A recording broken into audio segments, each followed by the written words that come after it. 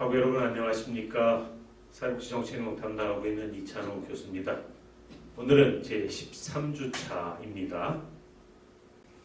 여러분 가지고 계신 교재 381쪽부터 시작하겠습니다. 오늘은 특별히 의료보장에 관한 내용들을 살펴보겠습니다. 국민의 건강권을 보호하기 위하여 요구되는 필요한 보건의료 서비스를 국가나 사회가 제도적으로 제공하는 것을 의미하죠. 여기 해당되는 것이 건강보험, 의료급여, 공공부조에서 나오는 것이죠. 그리고 또 다른 사회보험인 산재보험, 의료보장 가운데 건강보험에 관한 부분과 그리고 뒤편 다음 장에서 이어지고 있는 노인 장기요양보험 두 가지를 오늘 함께 묶어서 진행하겠습니다. 교재 381쪽 제14장 건강보험입니다. 어떤 내용일까 한번 수업 들어가기 전에 동영상을 통해서 한번 선이해하는 그런 시간 갖겠습니다.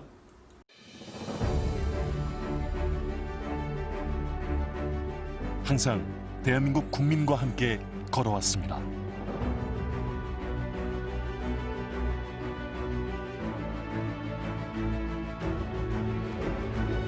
내일이라는 희망을 품고 멈추지 않고 달려올 수 있던 힘, 바로 당신입니다. 건강하고 행복한 대한민국을 응원합니다.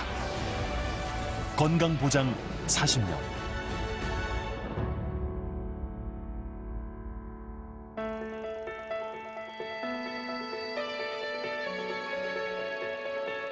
(40년) 전 우리는 국민 모두가 행복하고 안전한 대한민국의 국민이 되어야 한다는 생각으로 하나의 아름다운 약속을 만들었습니다. 그것이 바로 건강보장의 첫걸음이었습니다.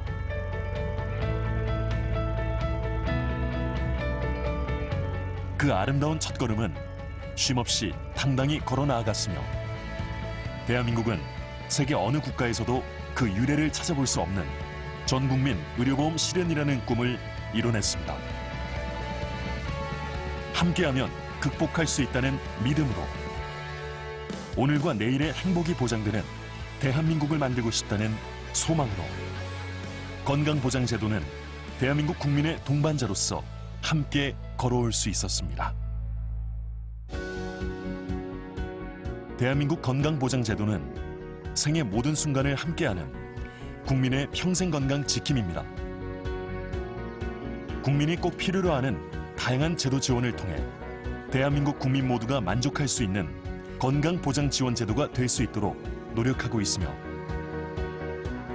어려운 여건 속에 놓인 국민에게도 따스한 손길이 될 수 있도록 그 발걸음을 멈추지 않고 있습니다. 함께한 약속을 성실히 지켜나가고자 하는 끝없는 노력들로 건강보장제도는 이제 단순한 치료의 개념을 넘어 적극적인 질병 예방을 통해 국민들이 보다 안전하고 풍요로운 삶을 영위할 수 있도록 돕고 있습니다.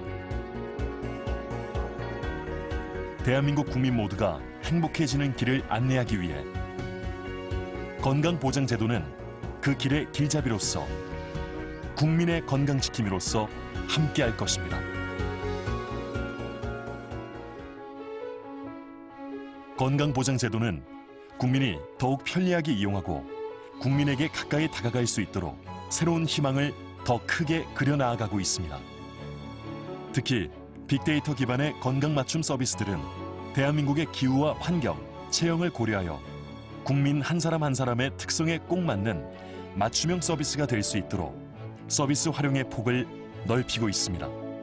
또한 우리의 건강보장제도는 이제 대한민국을 넘어 전 세계가 부러워하는 글로벌 건강보장의 리더로서 자리매김하고 있습니다. 우리의 도전이 곧 전 세계 건강보장제도의 역사가 된다는 막중한 책임감과 긍지를 가지고 나라다운 나라, 튼튼한 대한민국을 만들어 가겠습니다. 대한민국의 건강보장제도, 앞으로도 끊임없이 새로운 희망의 길을 그려 나아가겠습니다.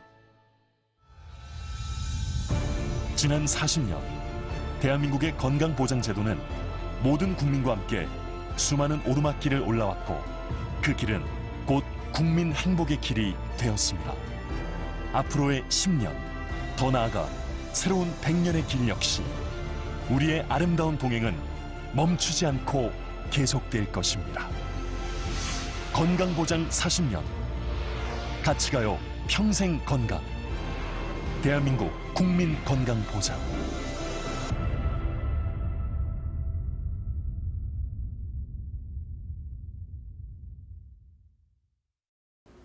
우리가 살아가면서 질병이나 상해를 당해가지고 병원에서 진료를 받으려면 고액의 진료비를 지불해야 되죠.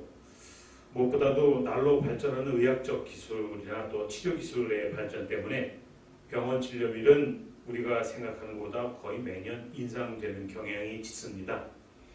자, 병원 진료비, 이건 가족에게 상당한 경제적 부담을 주죠. 특히 가족 중에서 중증 질환이나 만성 질환 환자가 발생하면 어떻게 될까요? 병원에 지불해야 할 진료비가 만만치 않게 되죠. 만약 저축한 돈이나 가입해 놓은 보험이 없을 경우 가족은 재정적 위험에 빠질 수 있게 됩니다. 그 영화에 나오는 한 장면입니다. 시코라고 해서 그 환자들이라고 하는 의미에서 sick, 아프다고 해서 거기에 이제 환자라고 하는 측면에서 시코 이렇게 설명을 합니다. 의료보험에 얽힌 좀 충격적인 진실이 내용인데 미국의 사회보험이 없는 관계로 건강보험 체계가 민영화되어 있는 상황 속에서 발생하는 일들이죠. 동영상 하나 보겠습니다. I am proposing today a new national health strategy. The purpose of this program is simply this. I want America to have the finest health care in the world. And I want every American to be able to have that care when he needs it.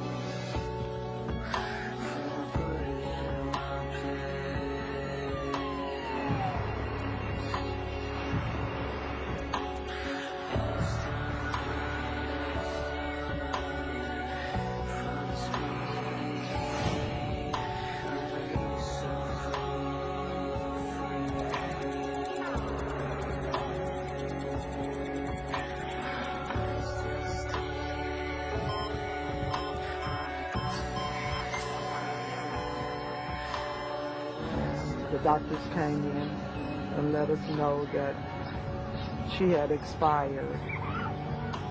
I just held her. I held her and I told her that Mommy tried her best to help her, to make sure that she was going to get the treatment that she needed to receive. And that I was sorry that I wasn't able to help her.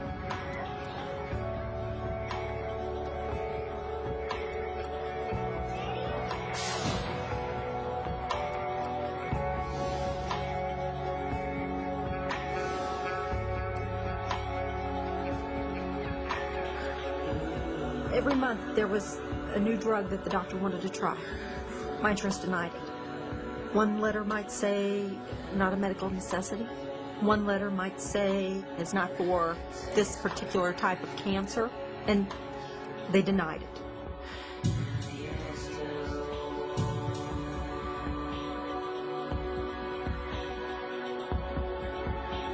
And he said, "Why me?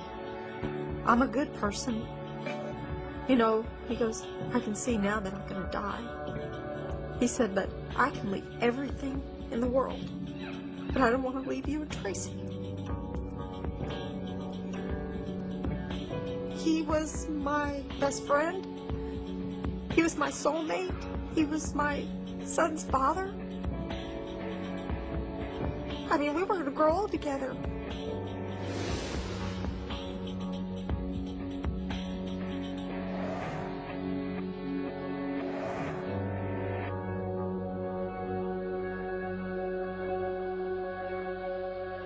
Sometimes you know ahead of time that they're going to be declined at the end of the application.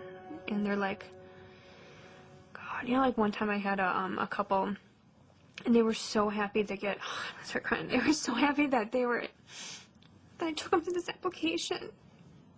And the husband was late for work. And the wife said to him, "Well, don't worry, baby, it's going to be okay because we have health insurance now." And when I looked at the end of the application, I could tell they were both going to get declined because of their health conditions. And they were so happy. And I thought, oh God, they're going to get that phone call in a couple weeks telling them that they're not eligible for insurance. And I just felt so bad because I just really thought, and I knew, and I couldn't say anything to them.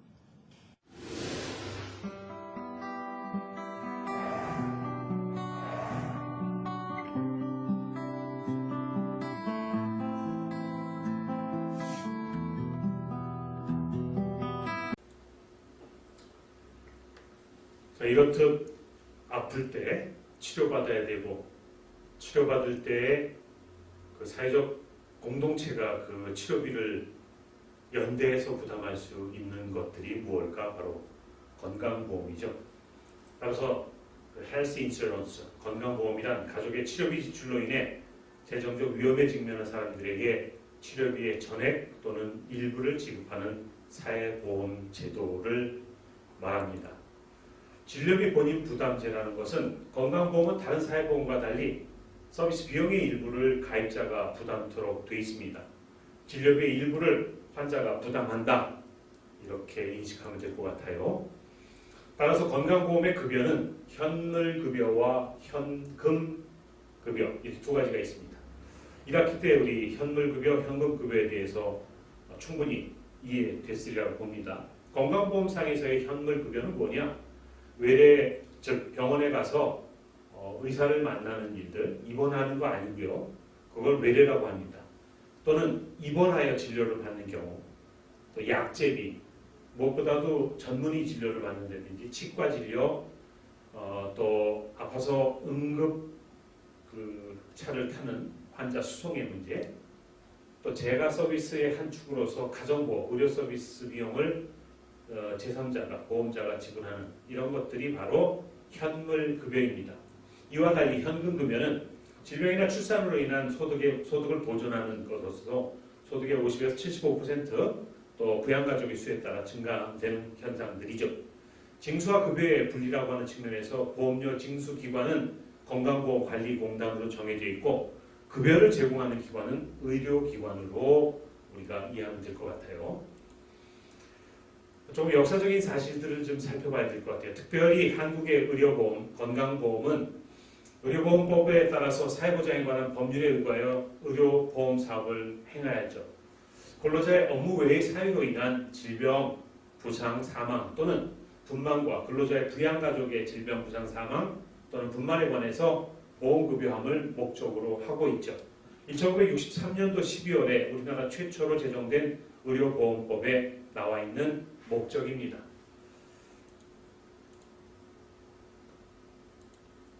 이후 우리의 건강보험은 1977년 7월에 처음으로 제도화됐습니다. 사회보험 형식 성격으로 의료보험이 481개 조합으로 클럽이 구성이 되었고요. 이렇게 시작된 건강보험이 전국민 의료보험 실현이라고 하는 제도가 우리 사회에 정착된 건 1989년입니다. 77년에 시작했으니까 12년의 시간을 조합 방식으로 시작이 돼서 89년도에 전국민 의료보험이 실현되었다. 굉장히 짧은 역사를 갖고 있죠. 처음에는 500명 이상의 사업장으로부터 시작이 되었고요. 그 이후에 1989년도 도시지역 의료보험이 실시되므로 전국민 의료보험이 달성되었다라고 하는 것이죠. 동영상 촬영 하나 보겠습니다. 전 세계적으로 발생하고 있는 코로나19는 각국 의료 시스템의 현주소를 보여주는 계기로도 작용을 했습니다. 우리 국민들은 코로나19 이후 국민건강보험제도에 대해 긍정적으로 평가하는 것으로 조사됐는데요. 오늘의 그래픽 뉴스, 국민건강보험입니다. 국민건강보험, 모든 국민이 부담 없이 의료 서비스를 받을 수 있도록 강제성을 띠고 있는 사회보험입니다. 국민은 평소 보험료를 내고 국민건강보험공단이 이를 관리, 운영하다 필요할 때 보험급여를 제공하는 건데요. 우리나라의 건강보험이 처음 도입된 건 1977년입니다. 500인 이상 사업장 근로자에 대해서 직장인 의료보험을 시작으로 그 대상을 이렇게 점차 확대해 나갔는데요. 1989년 도시 자영업자를 대상으로도 의료보험이 시행되면서 전국민 의료보험 시대가 개막됐습니다. 우리 국민은 국민건강보험에 대해 어떻게 생각하고 있을까요? 전국의 성인 남녀 2,000명을 대상으로 조사한 결과 10명 중 9명 이상이 이 국민건강보험에 대해 긍정적으로 인식한다라고 답을 했습니다. 또 10명 중 8명 이상은 국민건강보험 제도를 누릴 수만 있다면 보험료 부담의 가치가 있다라고 대답을 했는데요. 국민건강보험에 대해 긍정적으로 인식하게 된 이유로는 코로나19 상황에서 다른 나라와 비교할 때 우리나라 건강보험의 우수성을 체감해서라는 대답이 가장 많았고, 또 비용 부담 없이 코로나19 진단과 치료를 받을 수 있어서, 그리고 확진돼도 안심하고 치료받을 수 있다는 확신이 있어서라는 대답이 그 뒤를 이었습니다. 실제로 코로나19 진단과 치료 비용은 건강보험에서 80%를 부담하고 나머지 20%는 국가가 부담하고 있는데요. 비용 부담 없이 조기에 진단하고 치료를 받게 감염병을 조기에 차단하는 효과가 있습니다. 또 확진 판정을 받은 환자 모두를 병원에 입원시킬 수 없는 상황이 발생했을 때 기저질환 유무를 판단해 효율적으로 치료할 수 있도록 하는 데에도 이 국민건강보험의 빅데이터가 활용됐습니다. 지금까지 그래픽 뉴스였습니다. 이 건강보험의 운영의 주체는 3개의 조합입니다. 저부담, 저수가, 저급여. 얼마나 좋아요. 부담도 적게 하고, 그다음에 병원에 가서 진료를 받았는데 진료비 수가도 조금 낮고, 그리고 보험료도 적게 낸다. 이런 저부담의 방식으로 우리의 건강보험이 시작이 됐죠. 1989년도 도시자영업을 시작으로 해서 이제 건강보험의 통일 전국 일원화되어 있는데, 이걸 우리 독일이나 일본이 시행했던 전국민 의료보험 달성까지 약 100년이 걸렸지만 우리는 36년이 소요됐다라고 하는 부분, 굉장히 진일보된 제도이기도 합니다. 직장조합에서, 그리고 지역조합으로, 그리고 공무원, 교직원 따로 이렇게 조합 방식으로 시작했던 것들이 전국 단일 방식으로 변경된 역사적인 배경들에 대한 설명이고요.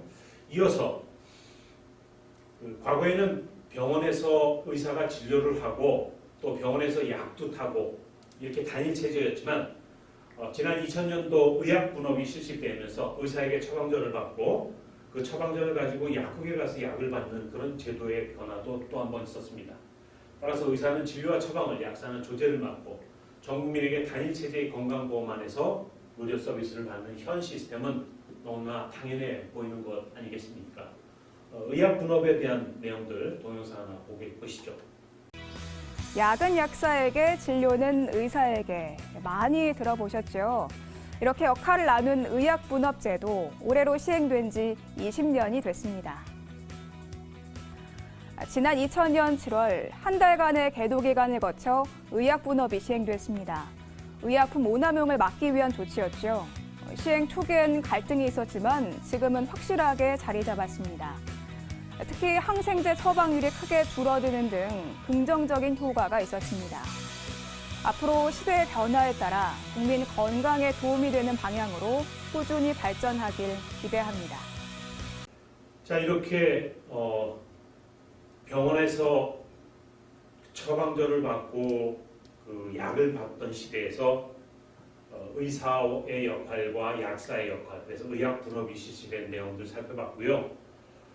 지난 20년 동안 분리 운영되었던 직장의료보험과 지역 및 공무원 교직원 의료보험 조합이 이게 통합되면서 출범이 되고, 그리고 나서 또다시 특진비, 선택진료비가 폐지되는, 무엇보다 노인 외래진료비 경감제도까지 이어지는 발달사적인 우리의 건강보험 체계를 좀 살펴보았습니다.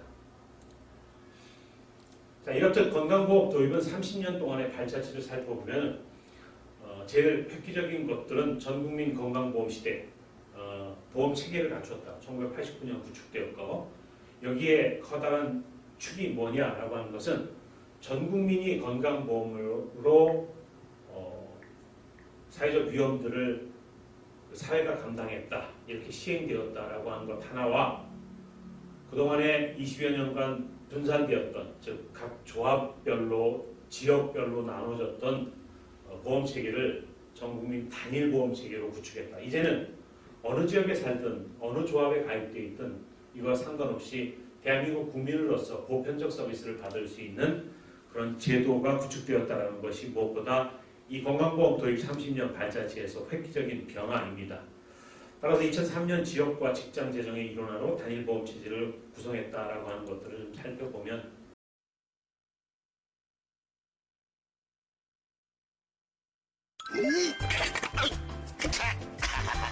은비야, 빨리 나서 할아버지하고 놀이공원 가야지. 여보, 바쁘다고 건강검진 잊지 마. 우리 아기가 아빠만 믿고 산대요. 할머니, 상진이에요. 나라에서도 효도할 거니까 오래오래 사셔야 돼요. 자네 위암 때문에 고생이 많았지. 치료비는 내가 알아서 지원. 에이, 10%만 내줬잖아요. 예방에서 치료까지 평생. 대한민국은 건강진행형. 국민건강보험과 함께 건강 한국은 계속됩니다. 국민건강보험. 건강보험 보장성 강화라고 하는 변화의 내용들을 살펴봤습니다. 자, 이제 교재로 좀 들어오면 건강보험 제도란 무엇인가, 그 특징, 그리고 의료보장제도로서의 건강보험이 갖고 있는 의미, 가치, 그리고 법적인 근거, 기능 및 역할, 연역으로 오늘 수업 진행하겠습니다. 건강보험 제도란 뭐냐? 결국 사회보험의 한 가지죠. 근데 사회보험 가운데 어떤 내용을 가지고 사회보험으로 담았느냐? 바로 이런 겁니다. 국민에게 발생하는 사회적 위험을 보험의 방식으로 대처함으로써 국민의 건강과 소득을 보장하는 제도의 한 축으로서 소득 재분배의 원칙도 담겨 있고요. 사회적 연대의 원칙 또한, 그리고 마지막으로 강제 가입의 원칙이라고 하는 세 가지 틀을 갖고 사회보험의 성격이 담겨져 있는 건강보험 제도입니다. 그러면 건강보험이란 뭐냐? 질병이나 부상으로 인해 발생한 고액의 진료비로 가계에 과도한 부담이 되는 것을 방지하기 위해서 국민들이 평소에 보험료를 납부하는 것이죠. 보험자인 국민건강보험공단이 이를 관리 운영하다가 필요시에 보험급여를 제공함으로써 국민의 상호간 위험을 분담하고 필요한 의료 서비스를 받을 수 있도록 하는 사회보장제도이다. 수업하면서 우리가 배우고 있는 건강보험을 관리 운영하고 있는 건강보험공단이 어떤 곳인가 한번 사이트를 좀 방문해 보겠습니다.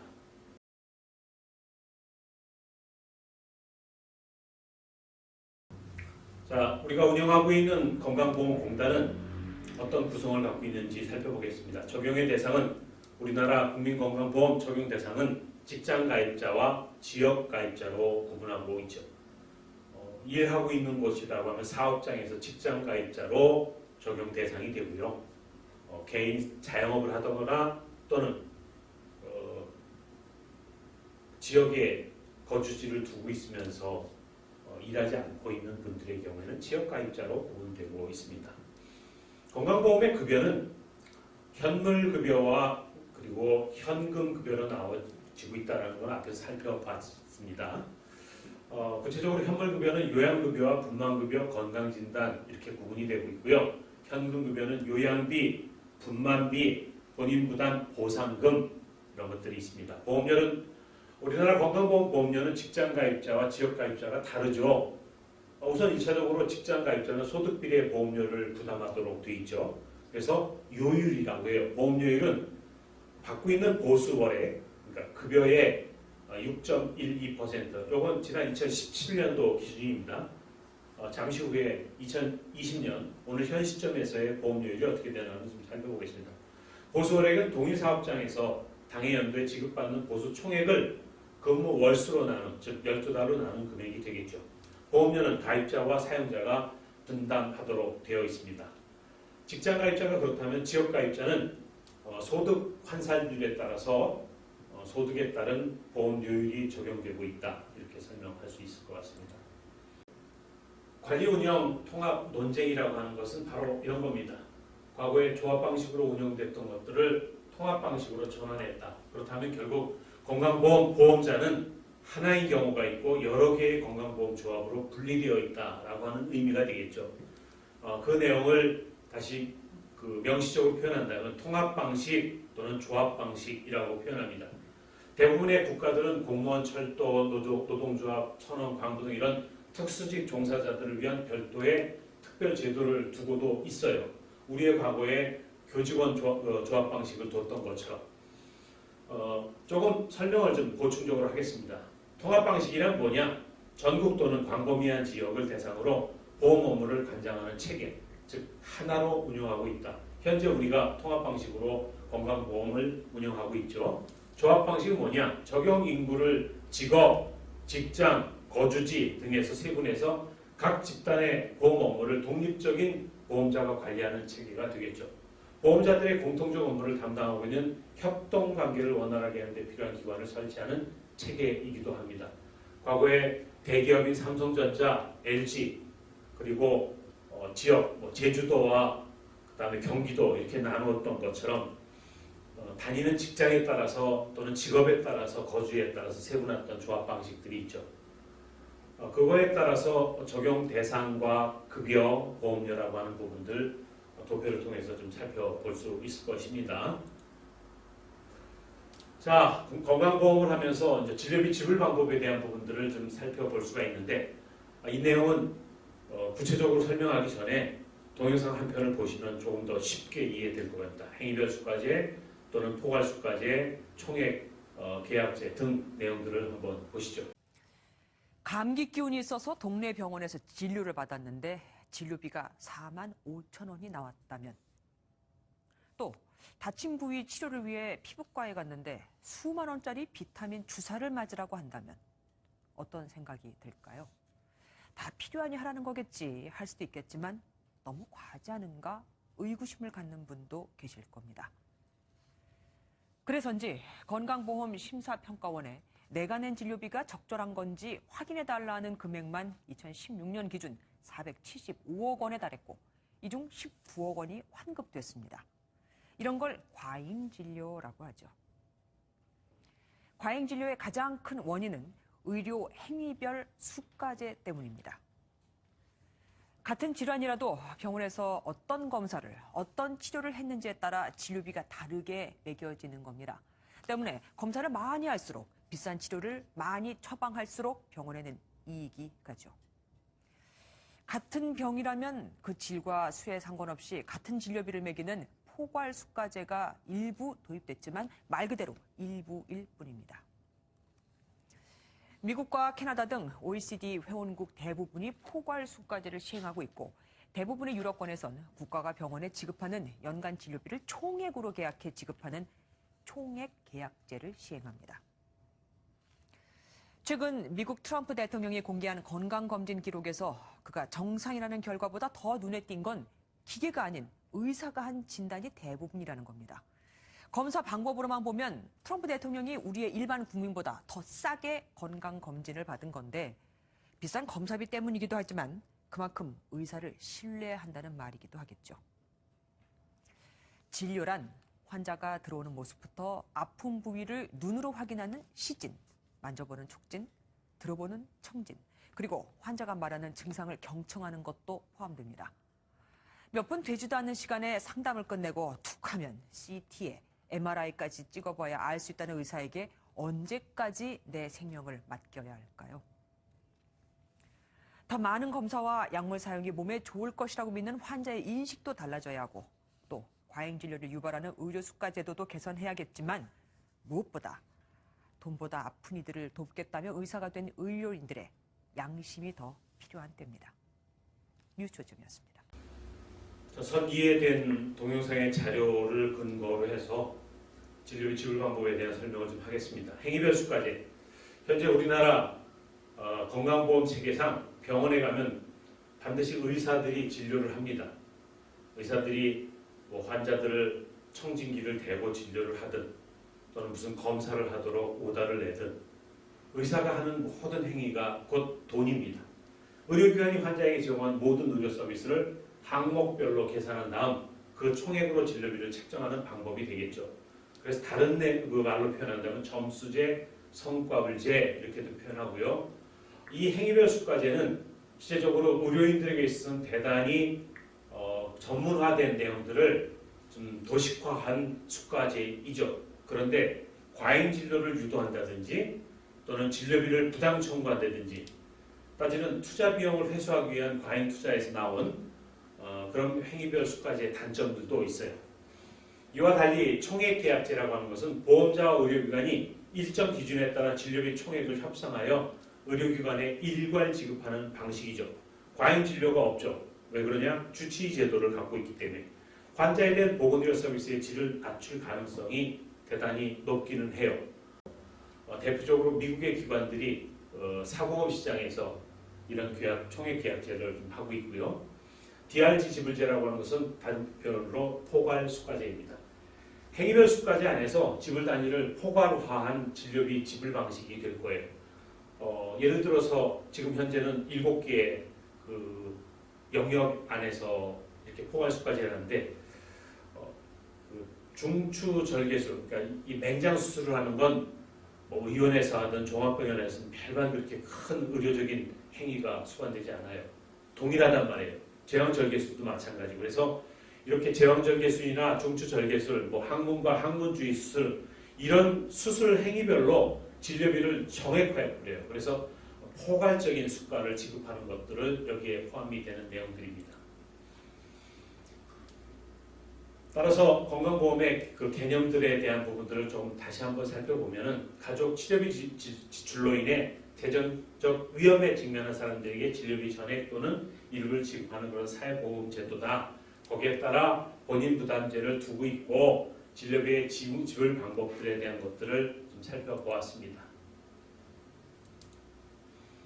특징에 대한 부분을 살펴보죠. 하나, 둘, 세 가지가 있는데 의무적인 보험가입과 보험료 나쁘다. 왜 그러냐? 보험가입을 회피하게 되면 질병 위험이 큰 사람만 보험에 가입하게 되죠. 따라서 국민상호간 위험 분담이나 의료비 공동해결이라는 건강보험제도의 목적을 실현할 수 없게 되죠. 일정한 법적 요건이 충족되면 본인의 의사와 관계없이 강제가입이다. 그래서 건강보험 강제가입제도에 따라 보험료 납부 의무를 부과시키는 것이죠. 두 번째로 부담 능력에 따른 보험료 부과죠. 사회적 연대를 기초로 하고 있는 건 사회보험의 기본적인 목적이죠. 따라서 의료비 문제를 해결하는 것을 목적으로 하므로 소득 수준 등 보험료 부담 능력에 따라서 보험료를 차등 부과하는 것이죠. 민간보험은 사회보험의 범위나 질병보험의 정도, 계약 내용에 따라서 보험료를 부담하는 데 비해 사회보험 방식은 바로 이렇듯 연대적인 의미를 담고 부담 능력에 따라서 보험료를 부과하는 이런 운영체계를 갖고 있습니다. 균등한 보장이라는 것은 비록 소득에 따라 보험료를 차등 부과하지만 하지만 분명한 것은 보험료 부담 수준과 관계없이 법령에 의거 균등하게 보험급여를 이루어진다는 것이죠. 가난한 사람이 병원에 가면은 그 급여가 작아지고 돈이 많은 사람들이 많이 부담했기 때문에 보험에 가면 더 좋은 진료를 받는다. 그런 의미가 아닙니다. 하지만 민간보험은 보험료 수준과 계약 내용에 따라 개인별로 다르게 보장되고 있기 때문에 사회보험 방식이라고 하는 것은 사회적 연대를 통해서 사회적 위험을 공동 부담한다라고 하는 특징을 담고 있는 것이죠. 뒤에 조금 더 깊이 있게 설명하겠습니다. 2020년 4대 보험 요율이 바로 이렇죠. 건강보험이 바로 총요율은 6.67%를 부담해요. 즉 직장생활을 하는 사람들은 사업자가 3.335%, 근로자가 동일하게 부담을 한다. 따라서 50대 50의 건강보험료는 직장 가입자들에게 이런 요율에 적용하여서 보험료를 부담하죠. 이 보험료율은 소득에 따라서 기준이 되기 때문에 소득이 많은 사람들은 조금 더 부담을 하고 소득이 적은 사람들은 덜 부담하게 된다라고 하는 의미를 담고 있습니다. 자, 건강보험이라고 하는 건 의료보장제도 안에서 다루어지는 것이죠. 따라서 의료보장제도는 각국의 고유한 문화와 전통을 배경으로 일반적으로 두 가지로 대별합니다. NHS 방식과 SH 방식, 즉 뭐냐? 사회보험 방식과 또는 조세를 가지고 하는 국가가 조세를 통해서 서비스로서 제공하는 방식이 있다. 그걸 조금 더 펼쳐서 조세를 갖고 이 의료보장제도를 다루고 있는 건강보험, 그걸 우리가 국가보건서비스, 그래서 NHS라고 합니다. 내셔널 헬스 서비스라고 하죠. 모든 국민에게 무상으로 의료를 제공해요. 국가가 직접적으로 의료를 관장하는 방식이 되겠죠. 그렇다면은 재정은 어떻게 마련해? 바로 정부가 일반 조세로 재원을 마련하게 되죠. 의료기관의 상당 부분이 사회화 내지는 국유화되어 있고 영국의 비월즈가 제안한 이래 영국, 스웨덴, 이탈리아, 캐나다 등이 여기에 해당이 되고요. 유럽에 확산되어 있습니다. 세금 부담이 크다라고 하는 전제가 돼야 되겠죠. 이와 달리 조세가 아닌 사회 보험 방식이라고 하는 것은 바로 내셔널 헬스 인슈런스, 그래서 사회 보험 방식과 마찬가지로 사회 연대성을 기반으로 보험의 원리를 도입한 의료 보장 체계입니다. 다수의 보험자를 통해 운영되는 전통적인 사회 보험 방식과 달리 단일한 보험자가 국가 전체의 건강보험을 관리 운영하는 것이죠. 대표적인 국가는 한국, 대만, 일본 이렇게 해당이 되고요. 이거와 달리 SHI 방식이라고 해서 일부 국가가 사회보험 형태로 갖고 있는데 정부기관이 아닌 보험자가 보험료를 통해 재원을 마련하죠. 대표적으로 독일과 프랑스 그리고 민영보험과 합쳐진 미국의 경우가 여기에 해당이 됩니다. 국가가 기본적으로 의료보장에 대한 책임은 지지만 의료비에 대한 국민의 자기 책임을 일정 부분 인정하는 체계로서 보험자가 보험료를 통해 재원을 마련하고 의료를 보장하는데 결국 공급자가 국민과 보험자 간의 보험급여를 대행하는 방식이 여기에 해당이 됩니다. 법적인 근거는 헌법에 그리고 사회보장기본법에 그리고 국민건강보험법으로 나눠져 있습니다. 기능이나 역할은 의료보장 기능이 되겠죠. 기본적으로 의료를 적절한 수준까지 보장한다. 그리고 그들의 의료 문제를 해결하고 누구에게나 균등하게 적정 수준의 급여를 제공한다라고 하는 것이죠. 사회 연대의 기능이라고 하는 것은 사회적 연대를 강화하고 사회 통합을 이루는 기능이 여기에 해당이 되고요. 소득 재분배의 기능이 담겨져 있다. 질병은 개인의 경제 생활에 지장을 주어 소득을 떨어뜨리는 위험 요인이죠. 그리고 다시 건강을 악화시키는 악순환을 처리하기 때문에 각 개인의 경제 능력에 따라 일정 부담으로 재원을 조성하는 것이죠. 건강보험은 소득 재분배 기능을 수행한다라고 하는 것입니다. 자, 연역 살펴보겠습니다. 지난 2001년도 7월에 5인 미만 사업장으로 직장으로 편입시켰고 1989년 7월에 전국민 의료보험 실현됐고 2015년부터 쭉 해서 어떤 거냐 간호간병 통합, 중증 질환 재난적 의료비 지원, 포괄수가제, 사회보험 통합징수 이렇게 상당 부분 건강보험의 발달사적 측면 하에서 대단히 개편과 함께 보험급여의 강화라고 하는 측면으로 우리가 연역해서 살펴볼 수 있고요. 다음 장에 살펴보는 노인장기요양보험은 2008년도 7월에 시행이 됐다라고 하는 것까지 살펴볼 수 있습니다. 이쯤 되면은 이제 사회보험 안에서의 건강보험과 민영 건강보험을 비교할 필요가 있겠죠. Private Health Insurance라고 해서 민간, 특별히 시장에게 맡긴 건강보험은 어떤 내용일까? 라고 하는 것이죠. 국민 10명 중에 9명이 우리의 건강보험과 달리 또 다른 민간 의료보험에 가입했다라고 하는 놀라운 사실이죠. 동영상 한번 보겠습니다. 국민건강보험제도가 실행 중이지만 국민 10명 중 9명 이상은 민간 의료보험에도 가입한 것으로 나타났습니다. 건강보험공단 건강보험정책연구원은 지난 8월과 9월 전국 만 19세 이상 69세 이하 건강보험 가입자 2,000명을 대상으로 민간 의료보험 가입 여부를 조사한 결과 94.9%의 가구가 가입한 것으로 집계됐다고 밝혔습니다. 이는 국민건강보험제도의 보장 수준이 60% 안팎에 그쳐 고액의 의료비로 발생할 수 있는 가계 파산에 대비하기 위한 것으로 분석됐습니다. 네, 이렇듯 민간 건강보험이란 진료비를 보험 상품으로 만든 것이죠. 건강보험회사의 상품입니다. 상품 판매자는 민간보험회사가 되겠죠. 그리고 구매자는 시민이 되겠고, 그럼 구매자에게 진료 서비스를 제공하는 병원과 의원들이 구매자의 시민에게 비급여 부분을 제공함으로써 민간보험회사는 그만큼의 비급여 보험을 제공하는 것이 되겠죠. 병의원이 환자에게 제공한 진료 서비스 비용은 보험회사가 지불한다라고 하는 게 정의를 내릴 수 있고요. 그러니까 어떻게 영리를 추구하게 된다라고 하는 것이죠. 자, 이렇듯 공적 건강보험과 민간 건강보험은 몇 가지적인 특징적 차이점이 있어요. 건강보험은 비영리적인 성격이고 민간 건강보험은 영리적이다. 그리고 공적 건강보험은 법적 의무 가입이 되고 민간은 임의 가입이라고 하는 것. 보험료는 소득 비리에 따라 되지만 민간 건강보험은 위험의 비리에 따라서 보험료가 차등이 되겠죠. 조금 더 깊이 있게 비교해 보면은 보험 보장성 범위 안에서 국민건강보험은 다음과 같은 내용으로 보장 범위를 제한 두고 있고요. 이와 달리 민간 실손 의료보험은 본인 부담금 중 일부를 보상하는 그 내용들이 담겨져 있습니다. 보상 일수 제한이 없지만 민간보험은 입원은 며칠까지, 통원은 얼마 횟수, 처방 조제비는 연간 몇 건 이렇게 제한적인 내용들로 담고 있습니다. 가입자 부담금이라는 것은 본인 부담금이 건강보험의 경우에는 입원은 20%, 외래와 처방 조제에 따라서 각기 법률적으로 정해놓은 반면에 민간보험, 즉 실손의료보험은 자기 부담금 표준형에 따라서 또는 선택형에 따라서 그 부담 비율을 제한하고 있습니다. 국민건강보험은 갱신계약이 평생이죠. 왜냐하면 의무가입이기 때문에. 하지만 민간보험은 1년 단위로 재계약하고 있다고 하는 구분을 두고 있습니다.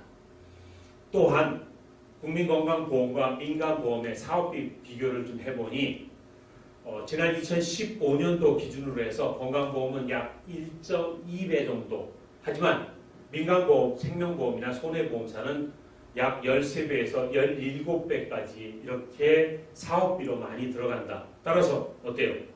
건강보험은 근본적으로 공공서비스라고 하는 측면에서 사회적 위험을 국민이 함께 부담하는 반면에 생명보험사나 손해보험사의 경우에는 많은 사업비가 들어갈 수밖에 없지 않겠습니까? 왜? 관리 운영을 따로 두고 있기 때문에.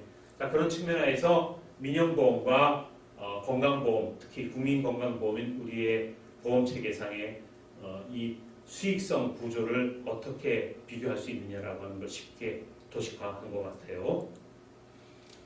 자, 우리 교재에서는 다루고 있지 않지만 의료급여, 이제 공공부조 안에서 좀 부분되겠지만 우리 어려운 이웃의 건강 지키는 의료급여 체계입니다. 동영상에서 한번 살펴보시죠.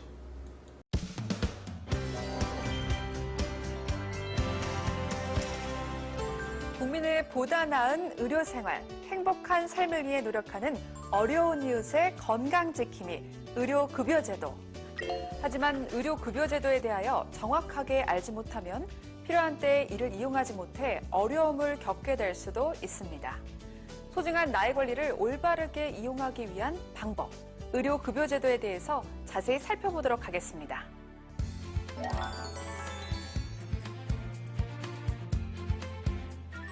의료급여제도는 생활 유지 능력이 없거나 생활이 어려운 저소득 국민의 의료 문제를 국가가 보장하는 사회보장제도로 1종과 2종 수급권자를 대상으로 개인의 질병, 부상, 출산 등에 대한 의료 서비스를 지원하는 제도입니다. 수급권자로 선정이 되면 의료급여 절차에 따라 의료기관을 이용하실 수 있으며 의료기관 이용 시에는 의료급여증 또는 신분증을 제시해야 합니다. 의료급여를 이용하기 위해서는 제1차 의료급여 기관에 의료급여를 우선 신청해야 하고 상위기관의 진료가 필요한 경우 의료급여 의뢰서를 발급받아 단계적으로 진료를 받을 수 있습니다. 만약 의료급여 의뢰서 없이 의료급여 기관을 이용할 경우 진료비 전액을 본인이 부담해야 합니다. 의료기관 이용 시 수급권자가 부담해야 하는 금액은 다음과 같습니다. 다만 보건복지부 장관이 고시하는 경증 질환으로 종합병원 이상급 기관을 이용하는 경우 약국 비용 총액의 3%에 해당하는 금액을 본인이 부담해야 합니다. 그럼 의료급여 지원 혜택에는 어떤 것이 있는지 함께 살펴보도록 할까요?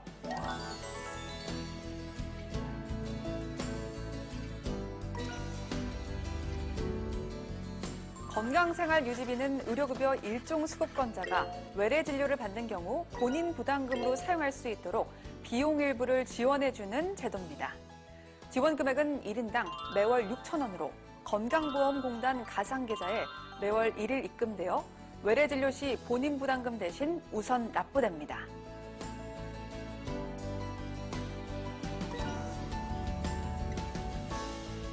또한 수급자의 본인 부담금이 일정 금액을 초과하는 경우 초과 금액의 50%를 보상하는 본인 부담 보상금 제도와 초과 금액 전액을 환급하여 주는 본인 부담금 상한제를 실시하고 있으며 세부 내용은 다음과 같습니다. 다만 타 사업 지원 대상, 비급여, 선별급여 등의 사유로 지급 제외될 수 있습니다.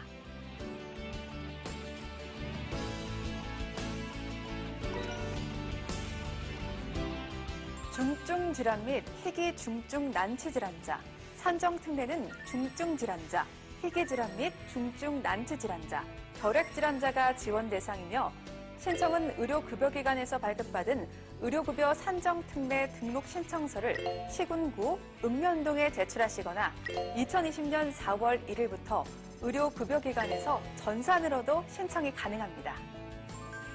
산정특례 대상자로 등록이 되면 급여 비용에 대한 본인 부담 면제, 일종 수급권자 자격 부여, 의료급여 절차 예외, 질환군별 급여일수 별도 산정의 혜택을 받아보실 수 있으며 산정 특례 적용 기간은 다음과 같습니다.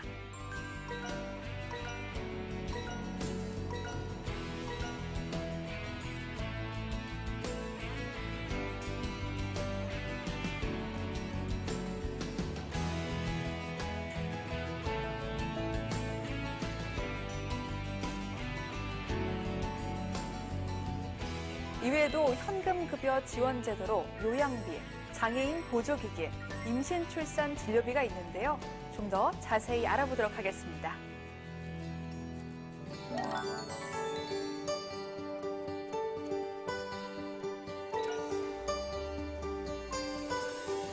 요양비는 수급자가 의료급여기관과 같은 기능을 수행하는 기관에서 의료급여를 받은 경우 해당 금액을 지원해주는 제도로 자동 복막투석, 복막관리액 또는 소모성 재료비를 비롯해 당뇨병 소모성 재료비, 당뇨병 관리기기, 자가도뇨 소모성 재료비, 산소치료 요양비, 인공호흡기 치료 요양비, 기침유발기 요양비, 양압기 요양비 등을 지원하고 있습니다.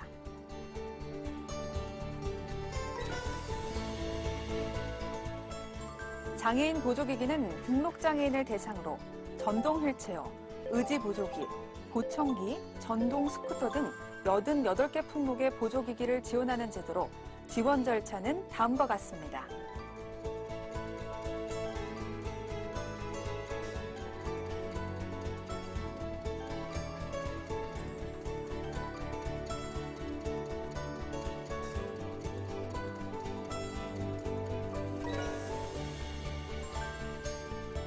임신, 출산 진료비는 임신 중이거나 출산한 수급권자와 출생일로부터 1년 이내의 영아에게 지원이 되는데요.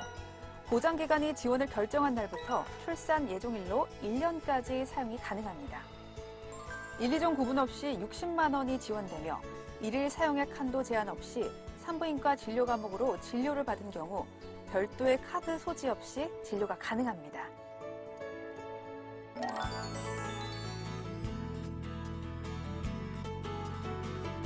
의료급여제도에서는 치아 관련 지원도 시행하고 있는데요. 어르신을 대상으로 하는 노인틀니와 치과 임플란트, 성인을 대상으로 하는 치석 제거와 구순고결 환자를 위한 치과 교정 및 악정형 치료 지원이 있습니다. 만 65세 이상 의료급여 수급권자를 대상으로 치과 병의원에서 틀니 등록 신청서를 발급받아 시군구 또는 읍면동에 방문 제출 등록 후 틀니 시술을 받으실 수 있습니다. 틀니 시술은 7년에 1회 지원되며 1종 수급권자는 5%를, 2종 수급권자는 15%를 본인이 부담합니다. 치과 임플란트는 만 65세 이상 부문 무치약 환자를 대상으로 역시 치과 병의원에서 치과 임플란트 등록 신청서를 발급받아 시군구 또는 읍면동에 방문 제출 등록 후 시술 받으실 수 있습니다. 1인당 평생 2개가 지원되며 부분 틀니와 중복하여 지원받으실 수 있고 1종 수급권자는 10%를, 2종 수급권자는 20%를 본인이 부담합니다. 국민의 구강 건강을 향상시키기 위해 예방 목적의 치석 제거 역시 의료급여로 적용되는데요. 만 19세 이상 수급자라면 누구나 연 1회 지원받으실 수 있고 의료기관 종별에 따라 1종 수급권자는 1,000원에서 2,000원, 2종 수급권자는 1,000원에서 15%의 비용을 본인이 부담하시면 됩니다. 구순구결 환자의 체계적이고 효율적인 치료와 관리를 위해 치과 교정 및 악정형 치료 사전 등록제도 시행하고 있는데요. 구개열, 구순혈을 동반한 치조열, 구순혈을 동반한 구개열 환자로서 치과 교정 및 악정형 치료 사전 등록 대상자인 경우 의료급여를 적용받으실 수 있으며 의료기관 종별에 따라 1종 수급권자는 1,000원에서 2,000원, 2종 수급권자는 1,000원에서 15%의 비용을 본인이 부담하시면 됩니다.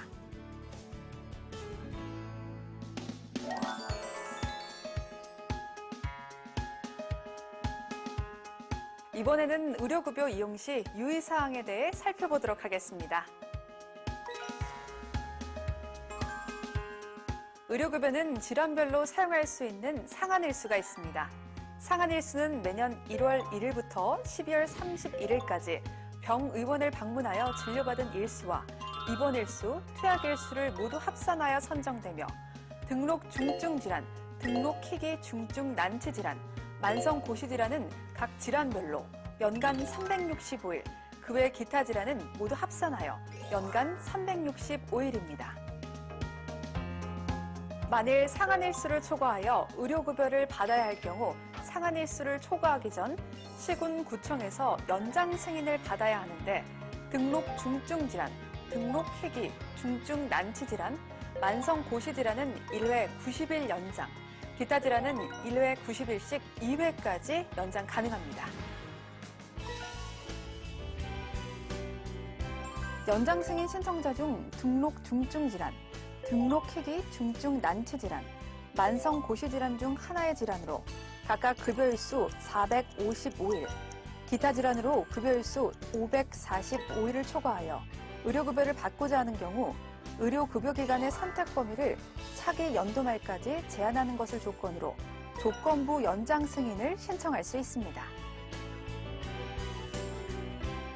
다만 연간 급여일수 365일을 초과하는 수급권자가 연장 승인 신청 대상자임에도 신청을 하지 않을 시에는 독촉기간 만료일로부터 신청서 제출 시까지 의료급여기관 및 약국에서 발생한 진료비 중 급여 비용에 대하여 건강보험 수준의 본인 부담률을 부담해야 하며 연장 승인 신청서를 제출했으나 연장 불승인을 받은 경우에도 불승인 결정일로부터 3개월간 급여 비용에 대하여 건강보험 수준의 본인 부담률을 부담해야 합니다.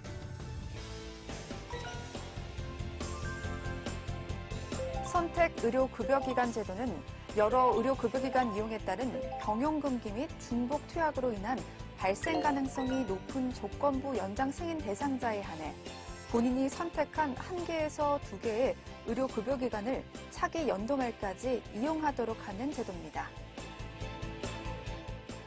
선택 의료급여기관은 제1차 의료급여기관 중 한 곳을 선정하는 것이 원칙이며 복합질환으로 6개월 이상 진료가 필요하다는 진단서 또는 소견서 첨부 시 추가 선택병원 지정이 가능합니다. 또한 선택 의료급여기관 외에 다른 의료급여기관에서 진료가 필요한 경우 선택 의료급여기관에서 의료급여 의뢰서를 발급받아 이용해야 합니다. 의료급여제도에서는 동일 상병으로 여러 의료급여기관을 다니며 동일 성분 의약품을 중복 투약하는 것을 방지하기 위해 동일 성분 의약품 중복 투약자 관리를 하고 있는데요. 중복 투약 관리 기준은 2 이상의 의료급여기관을 방문하여 동일한 상병으로 동일 성분 의약품을 6개월 동안 215일 이상 처방 조제받은 경우입니다. 중복 투약 시 위반 횟수에 따라 약제비 전액 본인 부담이 발생하는데 최초 위반의 경우 중복 투약 사실 통지서를 발송하고 사례 관리를 실시하게 되며 2차 위반자는 3개월 동안 약제비 전액 본인 부담, 3차 위반자는 6개월 동안 약제비 전액을 본인이 부담해야 합니다.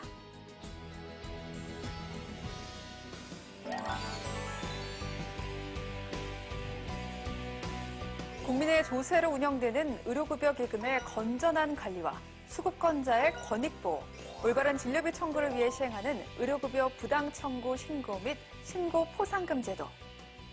진료받은 내역이 건강보험공단에서 통보한 진료 내역과 다른 경우 신고를 통해 의료급여기관에서 허위 부당 청구한 사실이 확인된 경우 일정 금액을 포상금으로 지급하는 제도로 주소지 관할 보장기관에 신고하시면 됩니다.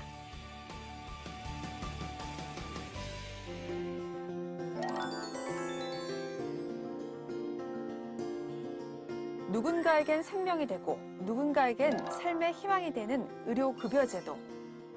국민의 건강과 행복을 위한 제도인 만큼 의료급여제도의 오남용이 지속될 경우 수급권자의 건강에 위협이 될 뿐만 아니라 의료급여제도의 신뢰도와 지속 가능성에도 악영향을 미치게 됩니다. 이를 방지하기 위해 보건복지부에서는 의료급여 사례 관리를 실시하고 있습니다. 시도, 시 군구에 배치된 의료급여 관리사가 방문, 전화, 서신, 자원연계 등을 통해 의료급여 수급권자의 건강관리 능력 향상과 적정 의료이용 및 의료기관 이용 상담, 의료급여제도 안내 등 수급권자의 건강한 삶과 삶의 질 향상을 위해 노력하며 건강지킴이 역할을 수행하고 있습니다. 다음은 의료급여 외에 지원받을 수 있는 의료 혜택에 대해 알아보겠습니다. 치료가 어렵거나 지속적인 치료가 필요한 성인 암 환자, 소아 암 환자, 희귀 질환자의 의료비 지원이 있는데요. 세부 내용은 다음과 같습니다.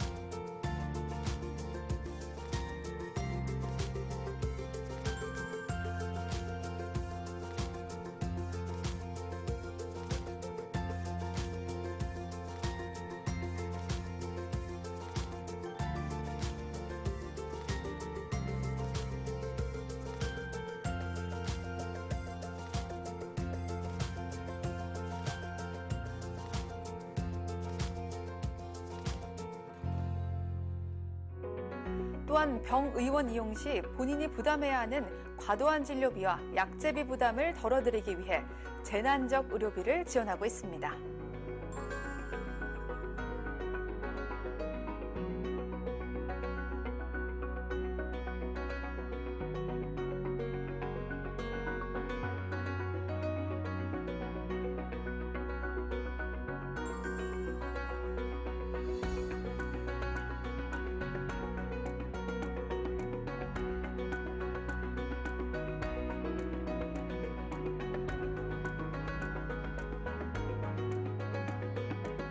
마지막으로 긴급복지지원제도, 국가건강검진 관련 내용은 다음과 같습니다.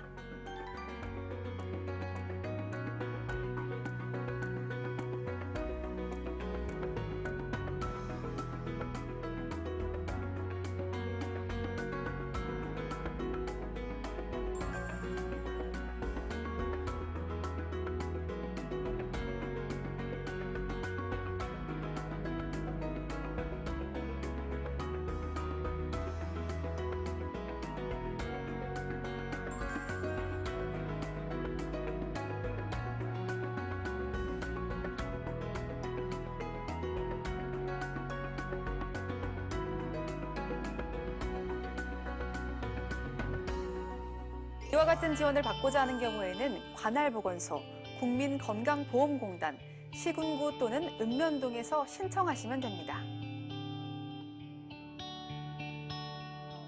어려운 이웃의 건강지킴이, 의료급여제도, 조금 더 행복한 내일, 건강한 미래를 위해 수급권자 여러분의 적극적인 참여와 올바른 권리의식이 필요합니다. 앞으로도 보건복지부는 수급자 여러분에게 더 많은 혜택을 드리기 위해 항상 노력하겠습니다. 감사합니다.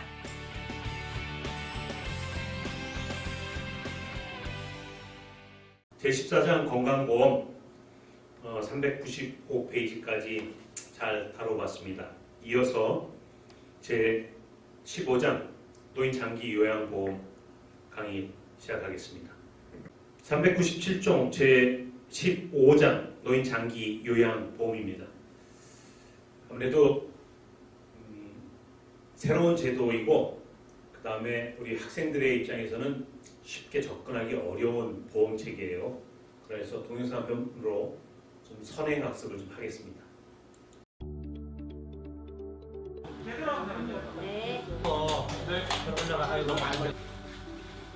할머니가 슬쩍 이렇게 거동이 불편하거나 일상생활에 도움이 필요하신 우리 어르신들을 위해서 만들어진 제도인데요. 국가에서 직접 우리나라 어르신들을 보살펴드리는 좋은 제도거든요. 많은 분들이 이 노인 장기 요양보험에 대해서 좀 더 널리 또 알려져서 이용해 주셨으면 좋겠습니다. 네, 100세 시대를 맞아서 이런 제도가 있다는 건 자식들에게도 훨씬 부담을 덜어줄 수 있고 또 어르신들도 마음이 편해지실 수 있을 것 같습니다.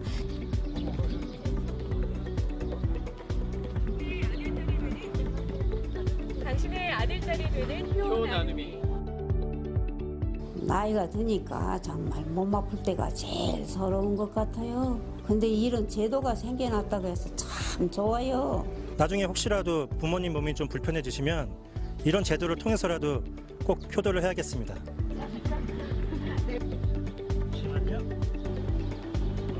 저희 할머니께서도 장기요양 서비스를 받고 계신데 좀 더 많은 사람들이 제도에 대해서 알게 되어서 많은 혜택을 받을 수 있었으면 좋겠습니다. 집에 계신 저희 엄마 생각을 참 많이 했어요.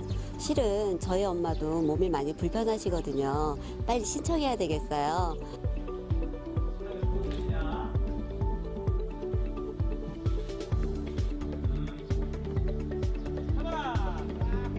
이렇게 요양보호사가 잘 돌봐주는데 정말 고맙죠. 액션! 참 힘이 되네요. 어르신들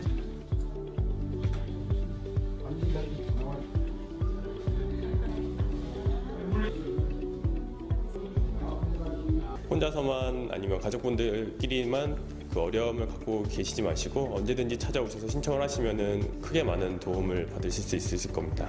효를 나누는 장기요양보험이 될 수 있도록 공단에서 더욱더 노력하고요. 요양보호사 여러분들을 위해서 저희가 화이팅을 외쳐드리겠습니다.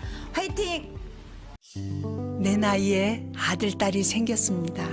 정성을 다해 내 마음까지 잘 헤아려주니 참 행복합니다. 자식들도 하기 힘든 일을 따뜻한 손길로 보살펴 주시니 정말 든든합니다. 치매 노인 장기 요양 서비스까지 쓰니 참 힘이 되네요. 치매 어르신, 몸이 불편하신 어르신, 내 아버지 어머니처럼 모시려고 노인 장기 요양보험이 당신의 아들, 딸이 됩니다. 당신의 아들, 딸이 되는 효 나눔이 노인 장기 요양보험. 어느 자식이 이만큼 해주겠어? 국민건강보험 제15장의 첫 번째 장기요양의 개념에 대해서 좀 살펴보겠습니다. 고령 노인 중에는 치매, 뇌졸중, 중증 정신질환 등 만성 질환자가 많죠. 이들 중에는 그 일상생활, 즉 식사나 배설, 청결, 이동 등 이른바 기본적인 일상생활 능력이 현저히 떨어져 다른 사람의 도움 없이는 생활할 수 없는 노인이 참 많습니다. 특별히 이 고령사회에서 초고령사회로 넘어가는 이 시점 안에 후기 노인들의 경우에는 더더욱이 그렇습니다. 이런 노인을 수발하는 일은 가족의 책임이 될 수밖에 없죠. 하지만 여성의 사회 진출이 활발해지고 맞벌이 부부가 늘어나면서 이 돌봄, 케어가 필요한 노인을 가정에서 케어할 수 없는 그런 가족이 대단히 늘어나고 있습니다. 이들은 어쩔 수 없이 비용이 많이 드는 노인 요양시설에 노인을 맡기게 되죠. 가정에서 노인을 케어하는 것을 가정 케어, 시설에서 노인을 케어하는 것을 시설 케어 이렇게 구분을 하게 되죠. 좀 더 세부적으로 좀 들어가기에 앞서서 용어 정의가 좀 필요할 것 같아요. 그래서 장기 요양보험, 이 롱텀 케어 이러는데 만성 질환이나 장애를 가진 사람들에게 다양한 제공 주체가 다양한 장소에서 연속적인 원적 돌봄을 제공해 주는 것을 의미합니다. 이 장기 요양 보호가 왜 필요할까? 도입의 배경이 우리를 좀 살펴봐야 될 것 같아요. 사회적인 변화죠. 첫 번째 인구의 고령화입니다. 노인 인구의 증가가 대표적인 거고요. 무엇보다 장기 요양 보호가 필요한 노인이 증가된다. 후기 노인들이 오래 장수하게 되는 상황이라는 설명이 되겠죠. 두 번째로 가족의 부양 기능이 약화되는 것, 즉 핵가족화, 소가족화라는 의미, 가족의 수가 굉장히 줄어들고 있고요.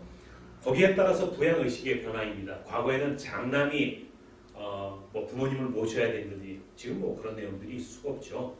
그리고 무엇보다도 여성의 사회 진출이 활발해지면서부터 부양 기능들이 변화되고 있는 거죠. 세 번째, 요양 욕구의 증가와 변화를 들 수 있어요. 이 얘기는 뭐냐면 도움을 필요로 하는 노인이 증가되고 있고 더욱이 돌봄 수요가 거기에 따라 계속적으로 상대적으로 증가되고 있는 현상인 것이죠. 네 번째로 경제적인 배경입니다.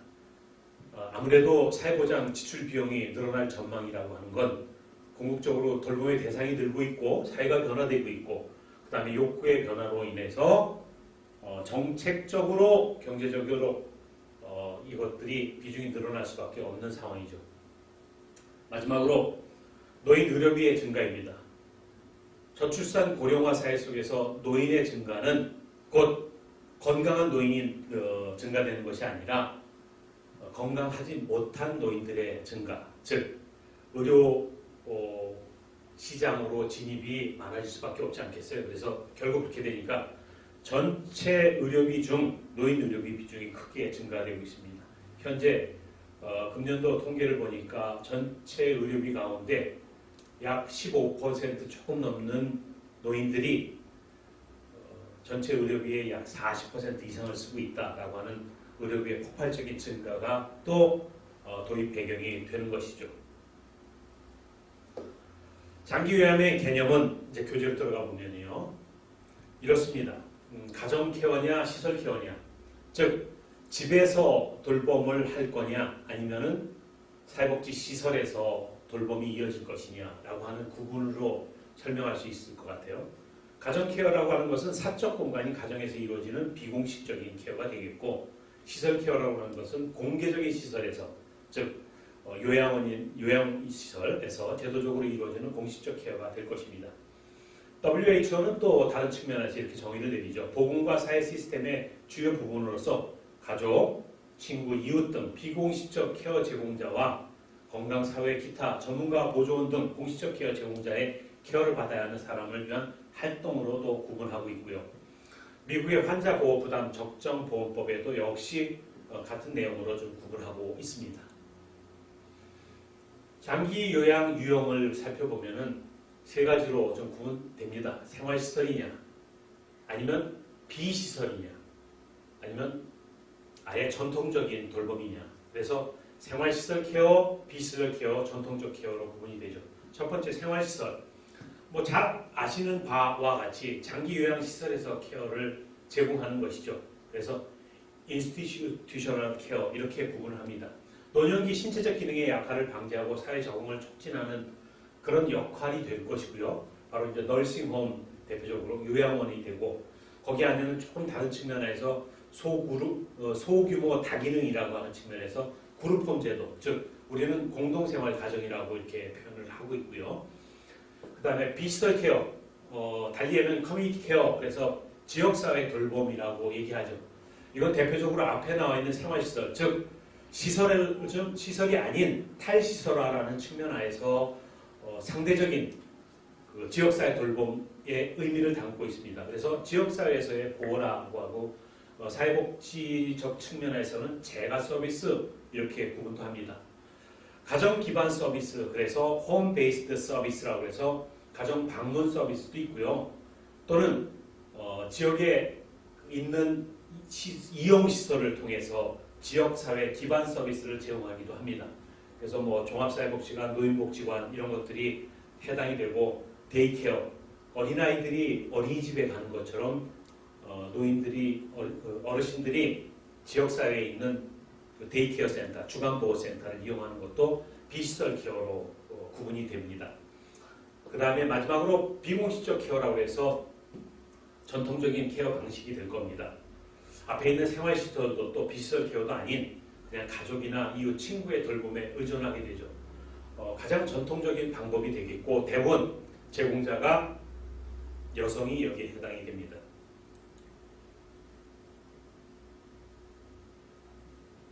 교재 405쪽의 요양의 유형을 살펴보면은 조금 더 구체적인 내용들로 설명할 수 있는 것 같습니다. 조달 방법은 어떻게 되나요? 411쪽입니다. 바로 조세냐 또는 장기 요양 보험료냐, 안 그러면 민간 보험에서 장기 요양 보험으로 대체하느냐, 이렇게 세 가지로 둘 수가 있습니다. 자, 조세 방식은 아무래도 안전한 안전망을 구축하게 되죠. 왜? 국가가 책임적으로 세금을 통해서 하게 되니까요. 빈민이나 무위탁 노인 등 장기 요양 비용을 부담할 능력이 안 되는 소수의 사람들을 대상으로 국가가 제공하고요. 그러니까 그 비용을 국가가 조세를 통해서 제공한다, 그런 의미를 담고 있습니다. 따라서 장기 요양 급여는 공공부조 프로그램의 하나로 제공되고 수급 자격을 얻기 위해서는 민테스트, 자산 조사를 거치게 되죠. 우리의 수급권자들이 여기에 해당이 되면은 그들이 이용하는 장기 요양 서비스의 비용을 세금에서 지원하는 방식이 될 것입니다. 자, 장기 요양 방식이라는 것은 사회보험료를 부담하는 것이죠. 노령이나 기타 질병에 의해 거동이 불편하여 타인의 도움과 보호가 필요한 사람들을 장기간 케어하는 데 소요되는 비용을 조달하기 위한 사회보험 방식입니다. 실시 국가는 뭐 대한민국, 일본 대표적이고 또 독일이나 네덜란드도 여기 해당이 되죠. 고령화가 인한 정부와 건강보험의 재정 부담을 경감하기 위한 조처가 될 거고요. 이 조세 방식이나 사회보험 방식이 아닌 민간 보험 방식, 즉 민간 장기요양보험이라는 것은 생명보험 회사의 보험 상품이죠. 요양원이나 재가 서비스, 노인 데이케어, 호스피스에 들어가는데 거기에 들어가는, 즉 조세도 보험료도 아닌 비급여 부분을 민간 보험을 가입함으로써 보험회사가 보험료를 지불하는 방식입니다. 보험료 세금 감면 혜택이 여기에 해당이 되고 단체 가입의 경우에는 회사가 보험료의 일부를 지원하는 경우도 있습니다. 간병비라고 하는 의미로 여러분들이 이해하면 아주 쉬울 것 같아요. 우리의 장기요양보험은 그럼 그 도입 과정이 어떠냐? 앞서 살펴봤지만서도 그 고령화되는 그 시점이 고령화 사회가 지난 2000년도였습니다. 따라서 고령화 이후에 돌봄의 사회화라는 측면 하에서 고민하게 됐고요. 그래서 2001년도 5월부터 건강보험 재정 안정 대책을 발표하면서 시작이 됐습니다.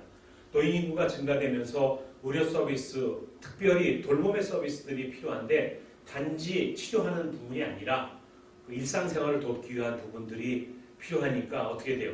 자꾸 입원의 사유와 병원에 입원함으로 인해서 가정에서 돌봄들을 의료기관을 통해서 대체하려고 하는 이런 일들이 아주 폭발적으로 증가되는 그런 현상들이 나타났죠.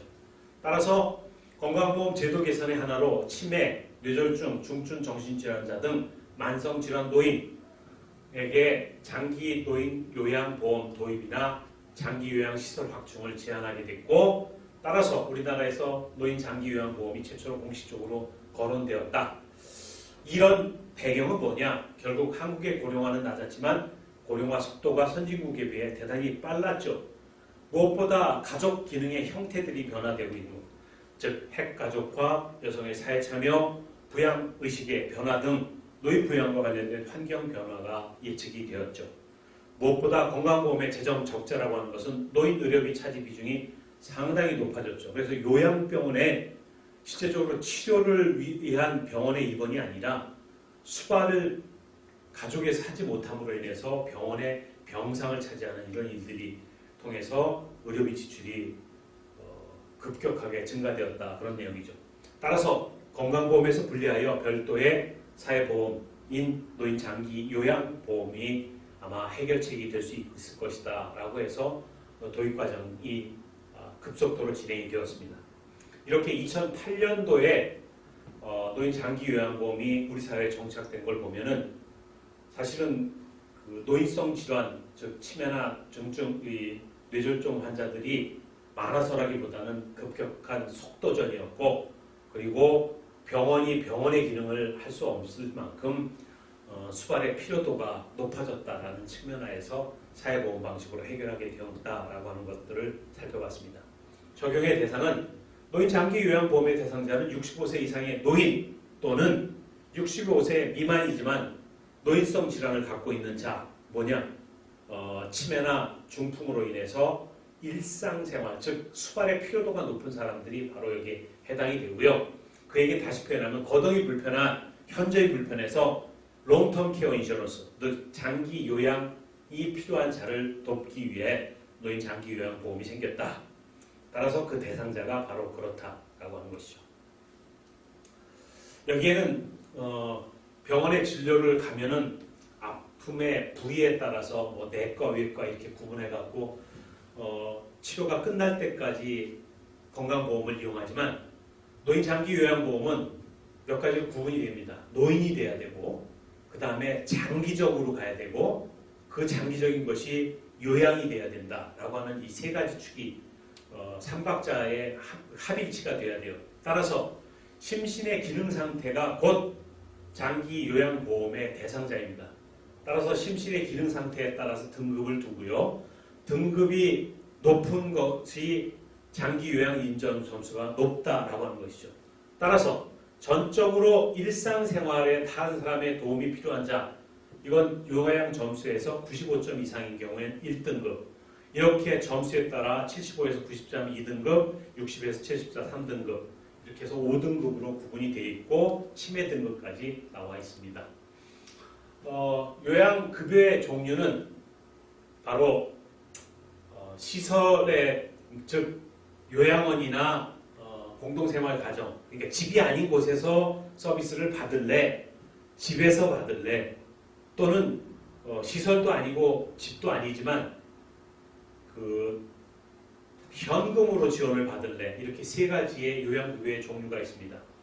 내가 살고 있는 집에서 누군가 서비스 제공자가 우리 집에 오는 것을 제가 서비스라고 해서 그걸 제가 급여라고 합니다. 집에서 살 수 없기 때문에, 집에서 돌봄을 제공할 수 있는 사람이 없기 때문에 집이 아닌 다른 곳, 즉 시설에 입소하여 제공받는 걸 우리 시설급여라고 하고요. 무엇보다도 이렇게 집에 있지만 도서지방이나 또는 우리 집에 누군가가 들어오는 것을 꺼려할 경우는 가족이 돌볼 경우, 그럼 가족 요양비, 또는 시설에 들어갈 수 없지만 그래도 우리 그 시설을 이용하지 않는 대신에 그 일부 비용을 받는 걸 특례 요양비라고 그러고, 그 다음에 요양병원에 있으면서 불구하고 과거에 노인복지법상 노인전문병원 이런 의료기관에서 간병을 받을 경우에 했는데, 이건 제도가 시행되지 않고 있습니다. 법에는 명시되어 있지만 시행령과 시행규칙에서 내용을 다루지 않기 때문에 특별현금급여에서 노인요양병원 요양비는 제공되지 않습니다.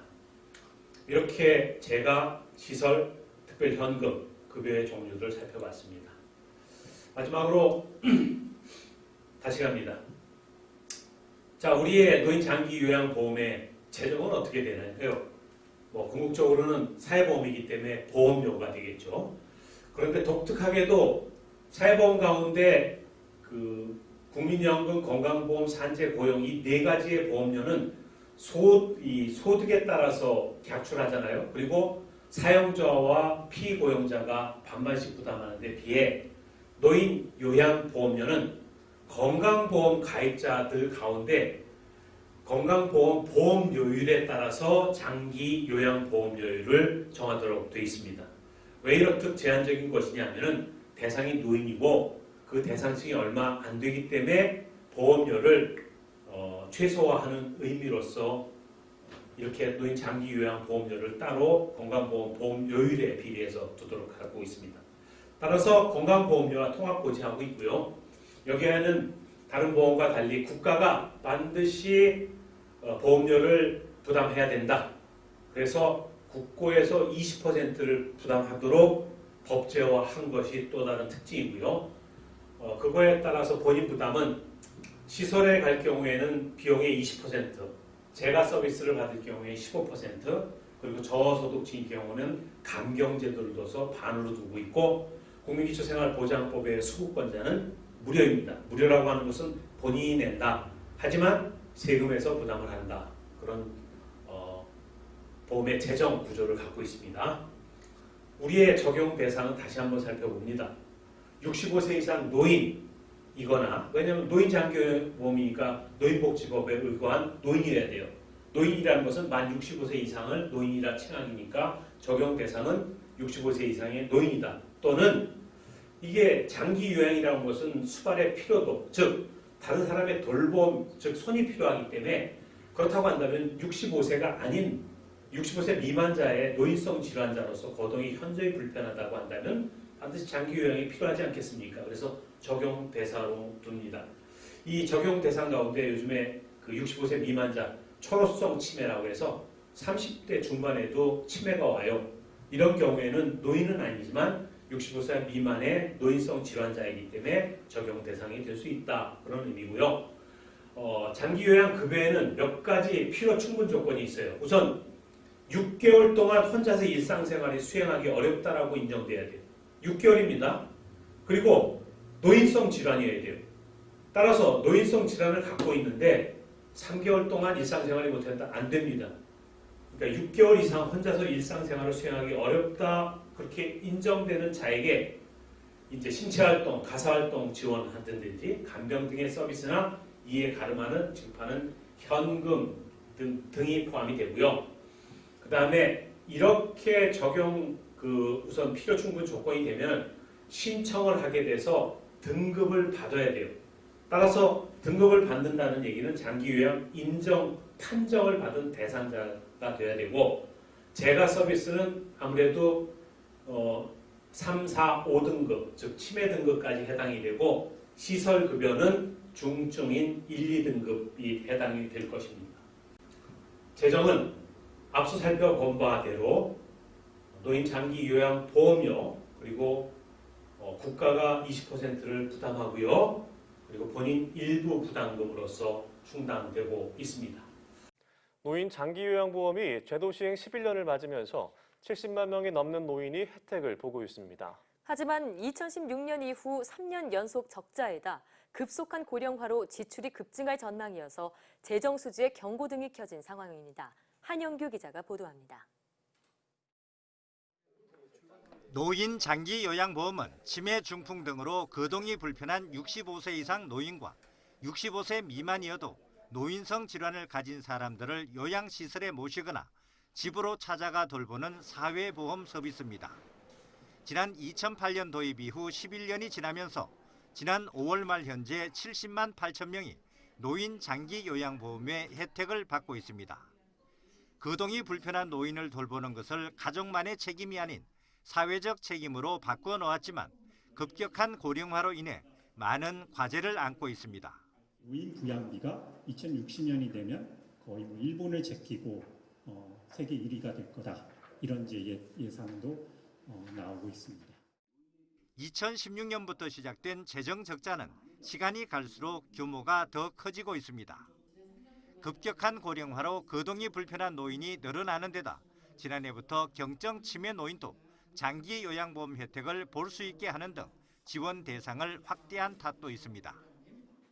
노인을 건강하게 만들 수 있으면 설사 수치상의 노인이 늘어나더라도 고령화의 영향은 최소한으로 줄일 수 있고 고령화를 극복할 수 있을 것입니다.